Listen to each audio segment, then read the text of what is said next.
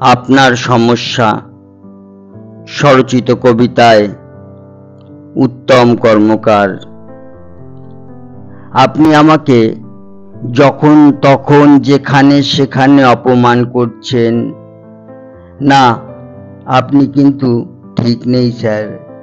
এটা আপনার সমস্যা, আমার নয়। পথে ঘাটে হাটে মাঠে বাটে আপনি আমায় যেন তেন প্রকারে ছোট করে মজা পাচ্ছেন।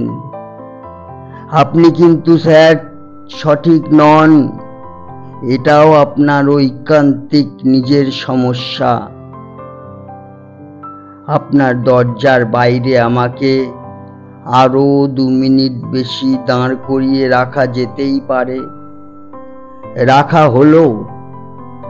আপনি তখন ঠান্ডা ঘরের কম্পিউটারে তাস খেলছেন। না স্যার, আপনি ভুল। এটিও আপনার আরেকটি উপসর্গ। আমার সামনে আপনি লক্ষ লক্ষ টাকার হিসেব করছেন। এবছরে আপনি কোন ক্রুজে কোথায় পার্টির চেয়ারম্যান হিসাবে প্রতিনিধিত্ব করবেন তার গল্প আমায় শোনাচ্ছেন, যেখানে আমি এক অতি দুর্বল পরিকাঠামোর মানুষ। না স্যার, আপনি কিন্তু ঠিক নেই।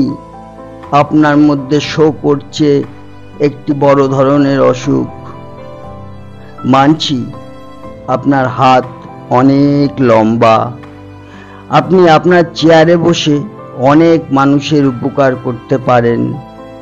তবুও আমার যখন আপনাকেই ভীষণ দরকার পড়ে, আপনি তখন আমার ফোনটাকে রিসিভ করেন না। উপরন্তু হাতের ছোট্ট যন্ত্রটাকে মিউট সেকশনে অ্যাক্টিভেট করে রাখেন। আমি তখন ঊর্ধ্বশ্বাসে বাড়িতে দৌড়াই, আবার 10 মিনিট বাইরে দাঁড়িয়ে থাকি ভেতরে ঢোকার অপেক্ষায়। এসব করে আপনি অমোঘ এক আনন্দ পান।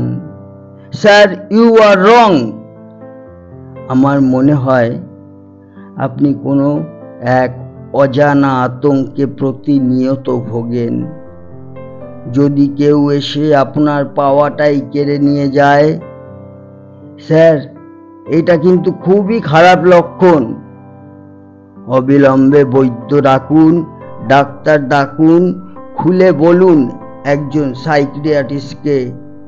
আপনি অপরকে কষ্ট দিয়ে নিজের সুখ অনুভব করেন আর রাতের অন্ধকারে ভয় পান নিজেরই সৃষ্টি করা নিজের অবয়বকে দেখে।